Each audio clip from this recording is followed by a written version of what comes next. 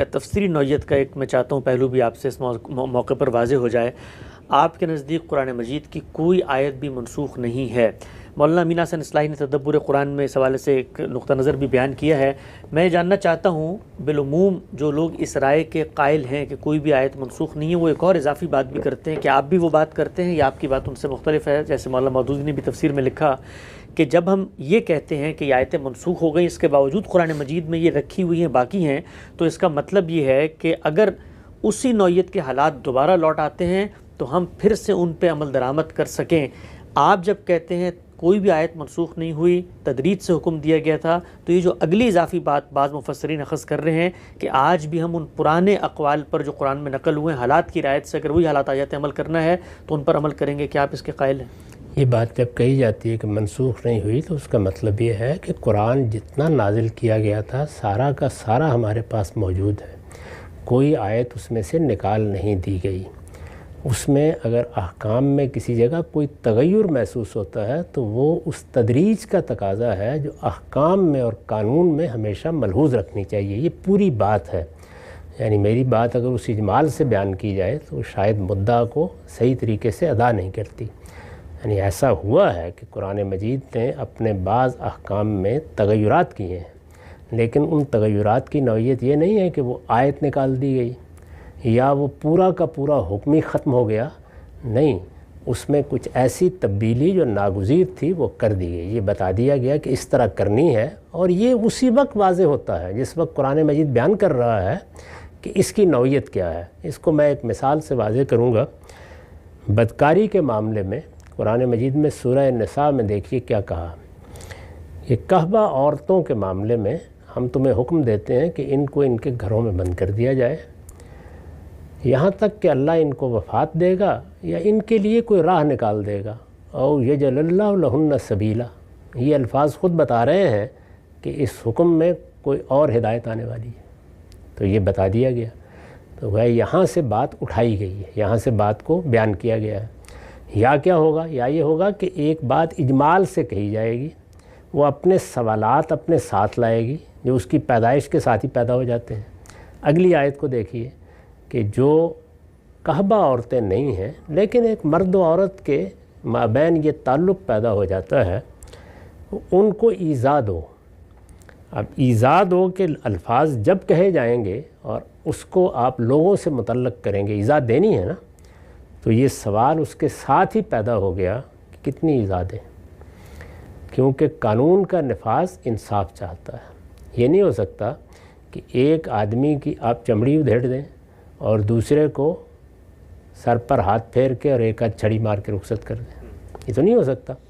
تو اس کا لازمی نتیجہ کیا ہوگا کہ اب تعین کی طرف آپ جائیں گے، تو گویا حکم کے الفاظ ہی بتا رہے ہیں کہ یہ وضاحت کا تقاضا کر رہا ہے اور یہ جلد یا بدیر اب آنی ہے۔ تو یہی صورتحال ان تمام احکام میں ہوتی ہے، یہ مطلب ہے اس کا۔ یعنی جب یہ کہا جاتا ہے کہ منسوخ نہیں ہوا تو اس کا مطلب یہ ہے کہ کوئی آیت قرآن سے نکال نہیں دی گئی، وہ موجود ہیں۔ اس کے حکم میں جو تبدیلی کی جا رہی ہے وہ ظاہر الفاظ کے لحاظ سے تو تبدیلی ہے، لیکن حقیقت میں وہ اس حکم کے نفاذ کی تدریج ہے یا اس حکم کے میرے ساتھ متعلق ہونے میں جن چیزوں کو ملحوظ رکھنا ہے، خاص طور پر میرے حالات کے لحاظ سے ان کی رعایت ہے۔ یہ بڑی حکمت ہے، اس میں بتایا گیا ہے کہ اصل دین کیا ہے اور قانون کے تقاضے کیا ہوتے ہیں۔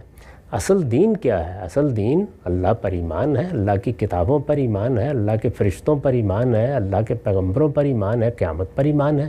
اس میں کوئی تبدیلی کبھی آئی ہے؟ کسی کتاب نے تبدیلی کی ہے؟ اصل دین میں جو چیزیں آپ پر لازم کی گئی ہیں وہ کیا ہیں؟ تطہیر بدن، تطہیر خور و نوش، تطہیر اخلاق، ان میں کبھی کوئی تغیر آیا ہے؟ نہیں۔ ان پر مبنی کچھ قانونی ہدایات ہیں جن کو شریعت کہتے ہیں، ان میں یہ طریقہ اختیار کیا جاتا ہے، اور اس سے یہ سبق ملتا ہے کہ قانون میں ہمیشہ تدریج ملحوظ رکھنا پڑتی ہے۔ یہ چند احکام ہیں، ایک ایک کو لیجئے، میں اسی طرح آپ کو بتاؤں گا کہ جب وہ دیے جا رہے ہیں اسی وقت بتا رہے ہیں کہ اب اس کے بارے میں یہ سوال پیدا ہو گیا ہے، اس کا جواب آنا چاہیے۔ وہ جواب آتا ہے تو یا تعین ہو گئی یا تحدید ہو گئی، یا کسی چیز کو اگر وہ رعایت تھی تو ختم کر دیا گیا اور واضح ہو گیا کہ وہ رعایت پہلے کیوں دی گئی تھی اب کیوں ختم کی جا رہی ہے؟ تو یہ چیزیں ہیں جو اس میں ملحوظ رکھی جاتی ہیں۔ اور وہ جو بعض لوگ یہ کہتے ہیں ہم سب کہ یہ جو جن رعایتوں کو ملحوظ اس وقت رکھا گیا اب تبدیل کر دیا گیا ہے، اگلی آیات سے حالات لوٹ آتے ہیں تو ہم انہی رعایتوں پہ چلے جائیں گے، اس پہ آپ کیا کہتے ہیں؟ دیکھیے بات یہ ہے کہ حالات لوٹ آئیں گے تو دین کے تمام احکام کے بارے میں یہ طے کر دیا گیا ہے اور بالکل واضح ہے کہ وہ اپنے علل کے ساتھ ہوتے ہیں۔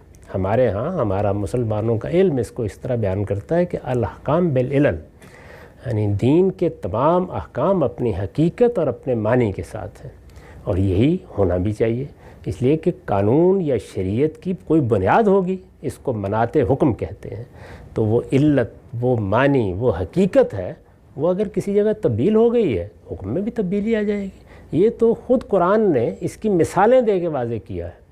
اس میں عدت کے احکام کو دیکھ لیجئے، یہ بتا دیا گیا کہ عدت کیا ہے، عدت کی حقیقت کیا ہے۔ کیا اللہ تعالیٰ کی طرف سے بغیر کسی سبب کے یہ پابندی لگا دی گئی ہے کہ 3 مہینے یا 4 مہینے 10 دن یہ عورت کو گزارنے ہیں؟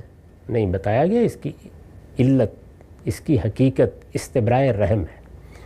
اب دیکھیے اس کو کیسے واضح کیا گیا، استبراء رحم ہے، تو ایک جگہ یہ بتا دیا گیا کہ 3 مہینے یا 3 ایام کی مدت اس نے گزارنی ہے یا 4 مہینے 10 دن گزارنی ہے۔ اب یہ سوال پیدا ہوا کہ اگر استبراء رحم کی علت ہے تو پھر اگر بچہ پیدا ہو گیا 8 دن بعد 10 دن بعد تو فرمایا پھر عدت ختم ہو گئی۔ یعنی اس سے خود بتا دیا کہ اصل چیز مقصود ہے، اس کو سامنے رکھ کر اس بات کو سمجھو۔ اسی طریقے سے جب یہ سوال پیدا ہوا کہ اگر نکاح ہوا ہے، یعنی 2 بول پڑے گئے ہیں لیکن کوئی تعلق ہی قائم نہیں ہوا، فرمایا پھر کوئی عدت بھی نہیں، اس لیے کہ وہ تو اسی لیے تھی، اس کا مقصد ہی یہ تھا۔ تو یہ سب باتیں قرآن نے خود بیان کر دیں تاکہ یہ واضح رہے کہ اس کے احکام حقیقت پر مبنی ہوتے ہیں، تو حقیقت ختم ہو جائے گی تو تبدیل ہو جائیں گے۔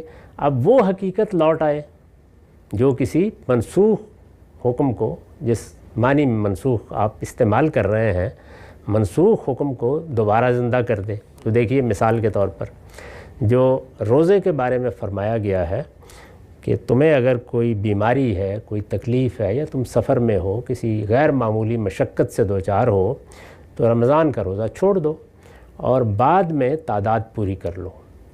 یعنی جو ابتدا میں حکم دیا گیا وہی یہی ہے، بعد میں تعداد پوری کر لو، اور اگر تم اس کی طاقت رکھتے ہو تو ایک مسکین کو کھانا کھلا کے فدیہ دے دو روزے کا، یعنی بعد میں۔ اس کے فوراً بعد کہا ہے تاہم روزہ ہی رکھو تو بہتر ہے۔ تو بتا دیا گیا کہ اللہ کو اصلاً کیا مطلوب ہے کہ روزہ ہی رکھا جائے۔ پھر جب لوگ عادی ہو گئے، اس لیے کہ رمضان کے بعد روزہ رکھنا آسان نہیں ہوتا، تحمل کرنے کے قابل ہو گئے، اس کا اندیشہ نہیں رہا کہ لوگ روزہ چھوڑیں گے کسی ضرورت کے تحت اور پھر رکھنا ہی مشکل ہو جائے گا، تو اب اللہ تعالیٰ نے یہ فرمایا کہ بہتر یہی ہے کہ تعداد پوری کرو، یعنی وَلِتُكْمِلُوا الْعِدَّةَ۔ تو گویا اس حکم کو لوگوں کے لیے جب ان کی تربیت ہو گئی، وہ اس کے تحمل کے لیے تیار ہو گئے، تو ختم کر دیا گیا۔ فرض کیجئے کہ ایک آدمی بیمار ہوتا ہے اور اس کی وجہ سے روزہ چھوڑتا ہے، بیماری یہ صورت اختیار کر لیتی ہے کہ وہ تندرستی نہیں ہوتا، اسی حال میں 10 سال 15 سال گزر گئے، تو پھر کیا ہوگا؟ اسے فدیہ نہیں دینا چاہیے؟ دے گا۔ تو اس لیے احکام اپنی حقیقت کے ساتھ ہوتے ہیں، وہ حقیقت آئے گی تو حکم پر عمل بھی ہو جائے گا، اور وہ احکام اگر حکم پر عمل کی نوبت کبھی نہ آئے تب بھی ہمیں بتاتے ہیں کہ شریعت اور قانون میں کیا تدریج ملحوظ رکھنی چاہیے۔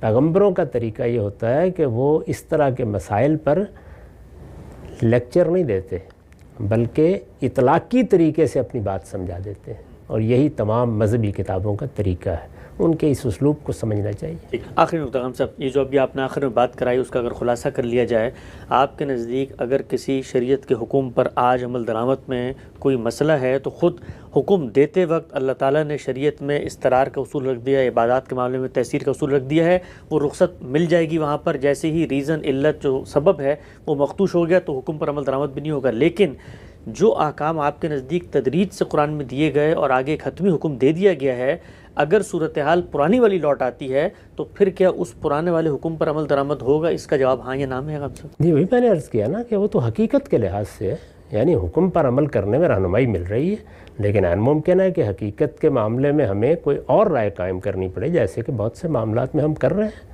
بہت سی چیزیں ہیں جن کے بارے میں جب واضح ہو جاتا ہے کہ ان میں اب لوگوں کے سامنے حکم کی تشریح کر دی گئی ہے، بتا دیا گیا ہے۔ اب مثلا کووڈ آ گیا، اس میں نماز پڑھنے کے مسائل پیدا ہو گئے، تو اس میں ہم سب نے آراء دیں کہ اب نماز کیسے پڑھی جائے گی، بیت اللہ کا طواف کیسے کیا جائے گا، اس کے لیے خصوصی طریقے اختیار کیے گئے۔ یہ طریقے تو قرآن مجید نے بیان نہیں کیے تھے، یہ انہی حقائق کو سامنے رکھ کر اختیار کیے جاتے ہیں۔ اس کا جو مطلب آپ جو بات کہنا چاہتے ہیں وہ یہ ہے کہ اگر ہمیں پھر سے کسی آدمی کو دعوت دینی ہے تو وہاں سے شروع کریں گے؟ نہیں، اب دین ہو گیا، اب بیان ہو گیا، اب حقیقت واضح ہو گئی، اب اس کی ضرورت نہیں ہے۔ تاہم ہر حکم حقیقت کے ساتھ متعلق ہے، اور حقیقت موجود ہوگی حکم کا اطلاق ہوگا، حقیقت موجود نہیں ہوگی حکم میں تبدیلی بھی ہوگی، تغیر بھی ہوگا، رخصت بھی دی جائے گی۔ یہ سب کام خود قرآن نے بتائے ہیں، یہ میرا یا آپ کا کام نہیں ہے، اس کے اصول واضح کر دیے گئے ہیں، انہی کی پیروی کی جاتی ہے۔ بات واضح ہو گئی ہم سب۔ قرآن مجید کے وہ کون سے مقامات ہیں کہ جن کے بارے میں علماء کی یہ رائے ہے کہ وہ منسوخ کر دیے گئے ہیں؟ شاہ ولی اللہ محدث دہلوی نے اپنی کتاب فوز الکبیر میں تفصیل سے ان 21 مقامات پر گفتگو کی اور اپنی ترجیح کے لحاظ سے 5 مقامات کی تعین کی ہے۔ وہ 5 مقامات کون سے ہیں؟ گرچہ اس میں بھی اختلاف ہے، لیکن غامدی صاحب کے سامنے وہ 5 کے 5 مقامات اگلی نشست میں رکھیں گے اور یہ جاننے کی کوشش کریں گے اگر قرآن کے حکم میں تغیر تبدیلی ہوئی ہے تو کیوں ہوئی ہے۔ وقت یہاں پہ ختم ہوتا ہے، دوبارہ حاضر خدمت ہوں گے، اب تک آپ کا بہت شکریہ۔